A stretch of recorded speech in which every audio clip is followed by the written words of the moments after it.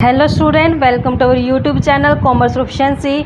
आज की क्लास में हम कवर करेंगे आर्क इलास्टिसिटी मेथड को। इससे पहले वाले 3 मेथड्स मैंने क्लासेस में कवर करवा रखे हैं।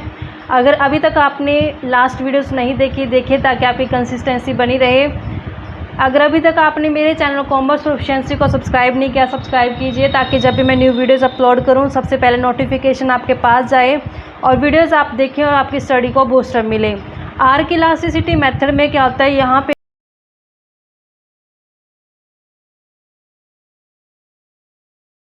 हम इलास्टिसिटी ऑफ डिमांड को मेज़र करके चलेंगे, लेकिन आर्क इलास्टिसिटी मेथड के बेस पे।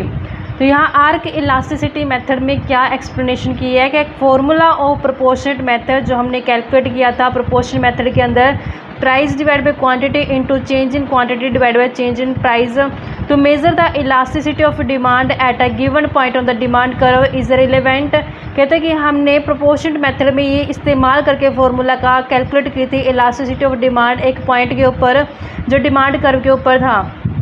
If there is an infinitely small change in price, कहता है अगर मान लो कुछ चेंज आ गया प्राइस के अंदर तो क्वांटिटी डिमांडेड पे इसके ऊपर क्या पड़ेगा, इम्पैक्ट पड़ेगा। यानी कि चेंज इन प्राइस के कारण क्वांटिटी के ऊपर इम्पैक्ट देखने को मिलेगा। But if the changes are considerable then this formula will be little have. तो अगर कहते हैं चेंजेस ज़्यादा आ गए हैं तो ये कहता है कि फिर ज़्यादा फिट नहीं बैठेगा जो प्रोपोर्शनेट मेथड का फॉर्मूला है।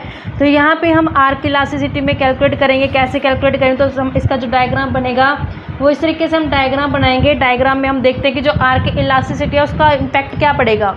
हमने देखा कि जो प्राइस है, स्टार्टिंग में हमने देखा प्राइस है जो OP है, तो OP से प्राइस के ऊपर क्वांटिटी कितनी है, OQ है। यानी प्राइस OP है और क्वांटिटी क्या है, OQ है। जैसे ही मान लो प्राइस OP से कहाँ शिफ्ट कर गया, OP1 हो गया, तो प्राइस के कम हो जाने से डिमांड क्या हो चुकी है, बढ़ चुकी है। यानी Q से Q1 हो चुकी है। डिमांड क्वांटिटी डिमांडेड क्या हो चुकी है, इंक्रीज़ हो चुकी है। यानी कि प्राइस क्या हुआ, डाउन। रिजल्ट क्या हुआ, क्वांटिटी डिमांडेड बढ़ गई है। अगर मान लो प्राइस बिल्कुल ही यानी कि OP से P2P आ गई, यानी कि और भी डाउन चला जाए, तो हम देखें कि यहाँ पे जो डिमांड है वो बहुत ज़्यादा बढ़ चुकी है। यानी कि जितना प्राइस में चेंजेस आया उससे हमने देखा कि फर्स्ट सिचुएशन के कंपेरेटिवली सेकंड सिचुएशन में क्या आया, ज़्यादा चेंज आया है क्वांटिटी डिमांडेड के अंदर। तो जो यहाँ पे A से लेकर के C तक का जो चेंज हमने देखा वो इसको क्या कहलाते हैं, आर्क कहते हैं। कि इसको कैलकुलेट किसके थ्रू किया जाता है, आर्क इलास्टिसिटी ऑफ डिमांड के थ्रू। तो यहाँ पे हम आर्क इलास्टिसिटी ऑफ डिमांड को कैलकुलेट करने के लिए जो फॉर्मूला इस्तेमाल करेंगे वो क्या फॉर्मूला कैलकुलेट करेंगे, हम इसको करते हैं। जैसे हम इलास्टिसिटी ऑफ डिमांड जो मेज़र करेंगे उसको कैलकुलेट करने का फॉर्मूला होगा, माइनस का निशान इसलिए आगे आता है इसमें क्योंकि जो प्राइस और क्वांटिटी डिमांडेड के बीच में इन्वर्स रिलेशन देखने को मिलता है। तो हम कैसे फॉर्मूला कैलकुलेट करते हैं, चेंज इन क्वांटिटी डिवाइड करके चलते हैं, हम हाफ करते हैं यानी कि एवरेज लेके चलेंगे किसका, क्वांटिटी का, Q1 प्लस में Q करके ऐसे हम डिवाइड करते हैं। फिर उसको चेंज इन प्राइस और डिवाइड करते हैं हम एवरेज प्राइस से, यानी कि 1/2 P1 प्लस में P करके। अब ये डिवाइड में है, जब मैं इसको मल्टीपल में ले जाऊँ तो क्या आ जाएगी, डिनोमिनेटर नोमिनेटर बन जाएगा, नोमिनेटर क्या हो जाएगा, डिनोमिनेटर में कन्वर्ट हो जाएगा। तो इसको मैं किस तरीके से लिख सकती हूँ, माइनस का निशान आगे आ जाएगा, change in quantity divide by average quantity का Q1 प्लस में Q करके। जब मैं इसको मल्टीपल में लेके जाऊँगी तो ये रिवर्स हो जाएगा। तो एवरेज जो प्राइस का P1 प्लस में P करके नोमिनेटर बन के डिनोमिनेटर में क्या आ जाएगा, चेंज इन प्राइस आ जाएगा। तो अब इस तरीके से हमारे पास फॉर्मूला बन जाएगा। तो चेंज इन क्वांटिटी को हम कैसे कैलकुलेट कर सकते हैं, चेंज इन क्वांटिटी को कैलकुलेट करने का तरीका होता है कि कितना चेंज आया, कि आज क्वांटिटी कितनी और पहले कितनी, तो Q1 माइनस में Q करके हम चेंजेस को कैलकुलेट करते होते हैं। तो डिवाइड में हम सेम रखेंगे, एवरेज है जो हाफ ऑफ, यानी कि एवरेज जो करते हैं Q1 प्लस में Q करके, मल्टीपल करते हैं एवरेज ऑफ प्राइस का P1 प्लस में P, और चेंज इन प्राइस को कैसे कैलकुलेट करते हैं हम, P1 माइनस में P करके। अब हम इसको कैसे कैलकुलेट कर सकते हैं, अब हम इसको लिखते हैं Q1 माइनस में Q, तो यहाँ पे Q1 माइनस में Q और ये हाफ कैंसिल हो गया, यानी कि एवरेज से एवरेज कैंसिल होगा, तो बचा क्या, सिर्फ Q1 प्लस में Q, मल्टीपल में P1 प्लस में P और डिवाइड में P1 माइनस में P। तो इस तरीके से हमारे पास क्या बन गया, इसका फॉर्मूला बन गया। यानी कि ये फॉर्मूला किसका है हमारे लिए, ये फॉर्मूला है आर्क इलास्टिसिटी मेथड का। अब हम यहाँ पे देखते हैं कि जो Q है, Q हमारे लिए इनिशियल क्वांटिटी है, Q1 न्यू डिमांड है हमारे लिए, ये हमारे लिए इनिशियल डिमांड, ये हमारे लिए नया डिमांड, ये हमारे इनिशियल प्राइस और ये हमारे लिए नया प्राइस। तो इसको हम विद एग्जांपल करते हैं, सोल्व आउट की क्या इम्पैक्ट देखने को मिलेगा। तो सबसे पहले हम एग्जांपल लेते हैं। सपोज करते हैं कि जो प्राइस है और एक साइड हम लेते हैं क्वांटिटी डिमांडेड को।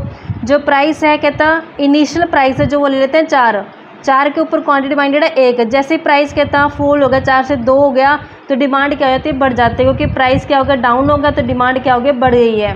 तो अब हम कैलकुलेट करके देखते हैं इलास्टिसिटी ऑफ डिमांड को। इलास्टिक डिमांड हमने कैसे कैलकुलेट करनी है, इसमें हमने फॉर्मूला देखा था, माइनस का निशान आगे आता है Q1 माइनस में Q करके और Q1 प्लस में Q, मल्टीपल में P1 प्लस में P करते हैं और P1 माइनस में P करते हैं। तो हमने देखा कि हमारे पास जो Q1 है, Q1 कितना है हमारे लिए, ये हमारा P है, ये P1 है, ये Q है और ये Q1 है।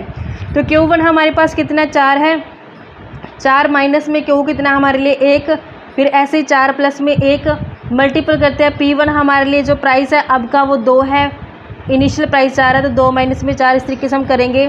तो जब हम इसको सोल्व आउट करेंगे 4 में से 1 गया 3, 3/5 मल्टीपल करते हैं 6 माइनस में 2, माइनस से माइनस क्या हो जाएगा, कैंसिल हो जाएगा।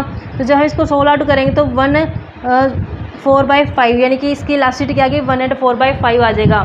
तो जब हमने देखा कि इसकी इलास्टिसिटी क्या आ रही है, ग्रेटर देन 1 आ रही है, क्योंकि 1 कंप्लीट और 4/5 इसका जो पोर्शन है, इलास्टिक डिमांड क्या आ गई यहाँ पे, ग्रेटर देन 1 आ गई।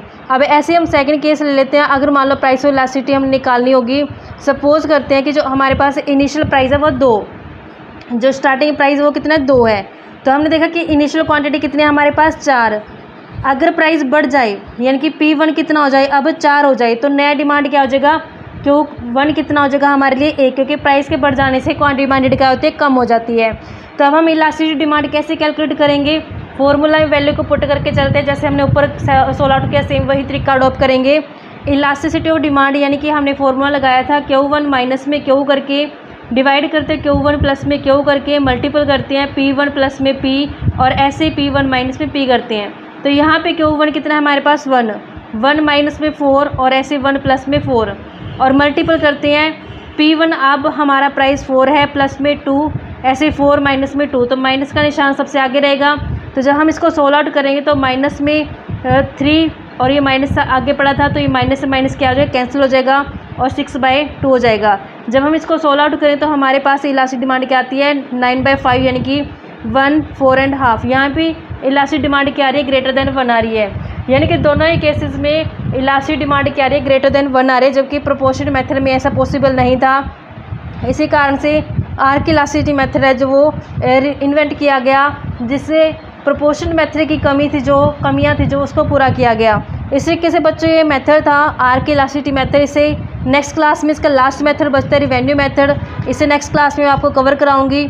ऐसे रेगुलर वीडियो देखने के लिए आप मेरे चैनल कॉमर्स प्रोफिशिएंसी को सब्सक्राइब, लाइक एंड शेयर करें।